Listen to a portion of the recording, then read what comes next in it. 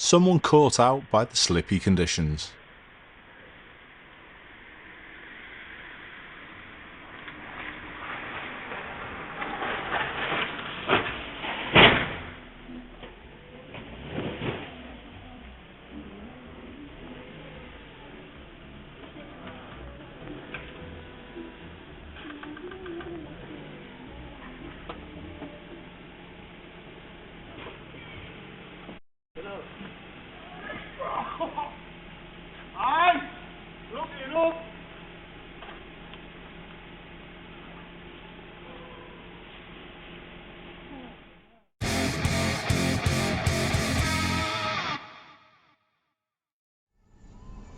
Sometimes you can pick up little clues on what another driver's like.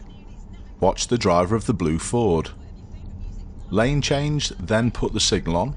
Okay, we see that quite commonly. Going past the junction still with the right signal on. Not a big deal. But look at their position to turn. Yeah, a little suspect. But they seem to go at the perfect time. And even on this stretch, it's quite a clear, straight, open section of road. They don't seem to be speeding. Their position in the road also seems reasonable. They're turning right into the supermarket. They apply a signal, and again the position's a little off, but that's again, like I said, no big deal. They only fractionally cut the corner. So I would say they're not at a standard that I would like, however, they're not too bad. Nothing that they've done would make you expect them to do this.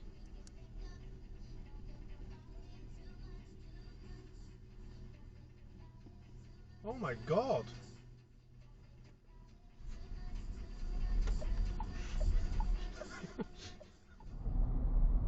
There's a danger zone as you approach most giveaway lines.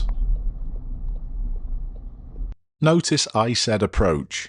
Yes, there's a massive danger prior to you arriving at the giveaway, and it's usually about a car length or so before the lines. It's partly laziness, but also another big factor is people can't steer.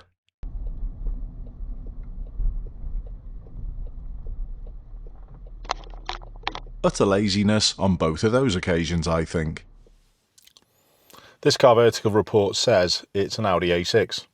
It's not, it's an RS6. And it's been damaged. As we can see by the photos on this report, it's got pretty much every panel that's been bashed. Car vertical reports are the perfect way to give you a little more assurance when you're thinking of buying a used car. They give you loads of useful information that could be really important in helping you make the correct decision. Some of the reports do show you photos if the car's been damaged, but there's loads of other important bits on theft, mileage, ownership, and much, much more. The likelihood is that you're checking out more than one vehicle. That's not a problem. If you use the code Ashley, you can save yourself 20% on checking out one car. But if you use the same code, you can save 50% on checking out multiple vehicles. Don't leave any car unchecked. Thanks, Car Vertical.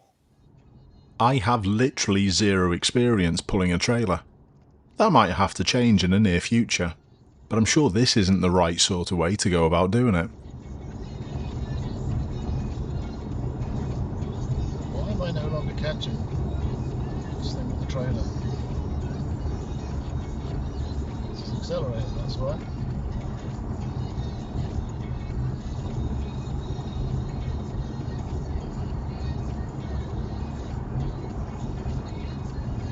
It's decelerating.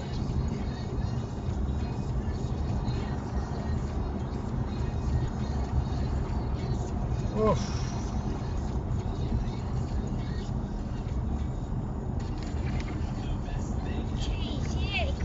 Absolute fool.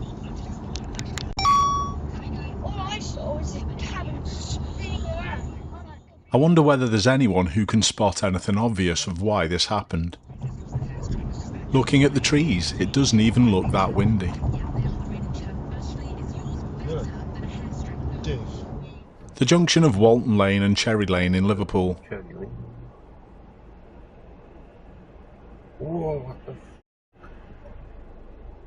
That left very little to chance, and the next white Ford Focus isn't much better.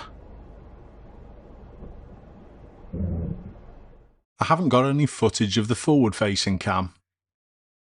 However, that was a classic case of the car next to me was going, and so am I.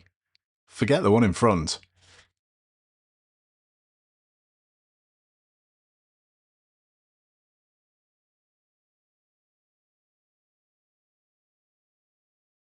Was my viewer hidden behind this learner car, and it was unlucky that the van driver only looked left at this point?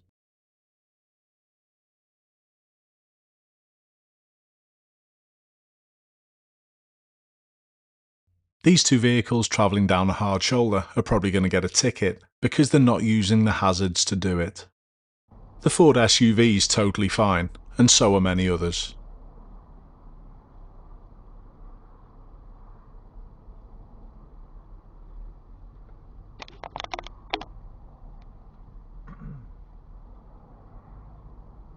Are you keeping count on who's got a ticket and who hasn't?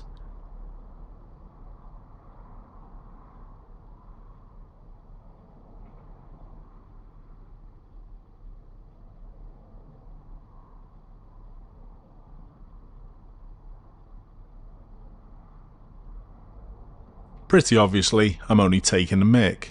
All of these people are really, really selfish individuals. What if an emergency service vehicle was needing to get through to save someone's life? Entitlement doesn't even do it justice.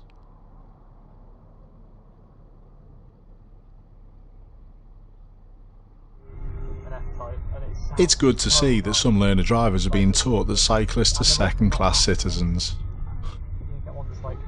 9 or 10 years old and it's 15,000 pounds. It's a lot of money. It's one of those hippos. Sorry, I had to interrupt. Alright, what is one of those hippos? That has these little bins.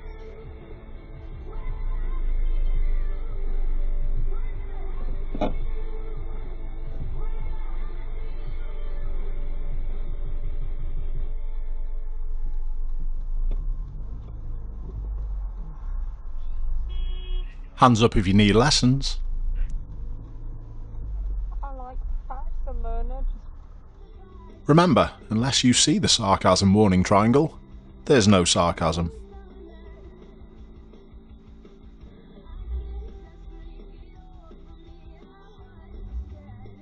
Hands up if you need lessons.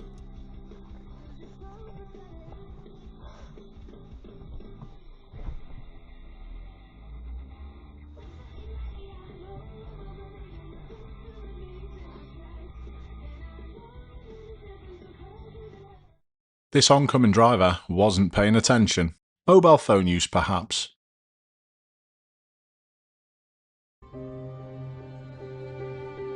I pooped my pants.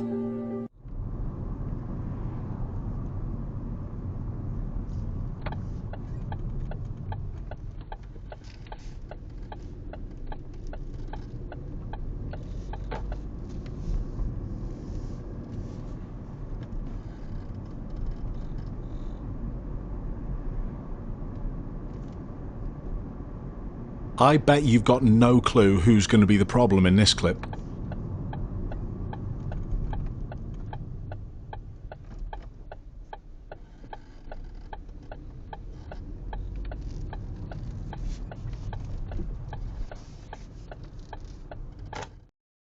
All this effort to stop at a red light.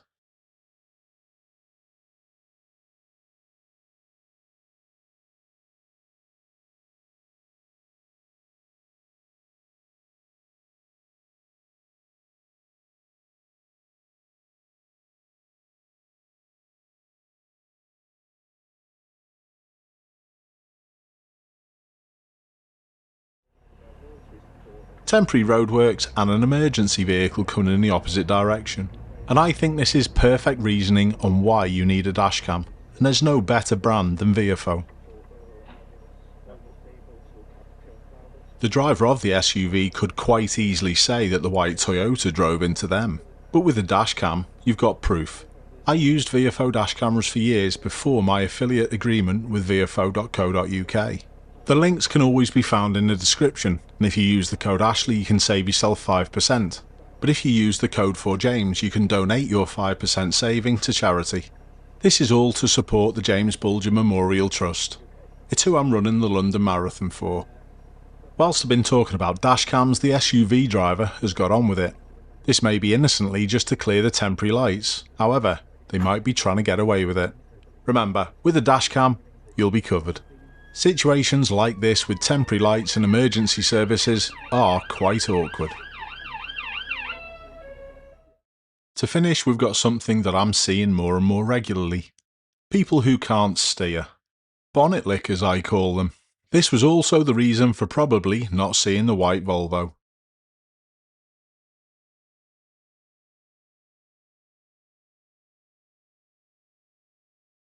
I'd also say just pass the test. Standards need to get better. Keep safe everyone. I'll see you soon.